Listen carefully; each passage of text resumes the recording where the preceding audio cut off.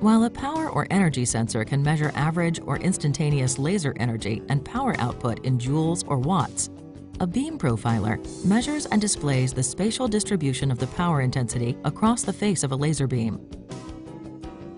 Precise measurements of beam characteristics are made with the profiler, including size, shape, expected intensity distribution, and beam divergence. The beam profiler takes all of the physics, science, thermodynamics, and electronics that produces a laser beam and makes precise two-dimensional measurements.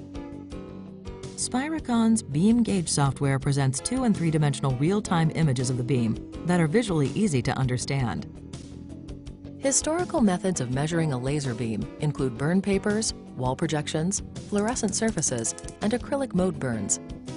These qualitative methods are not real-time and do not provide enough information about laser performance to be useful.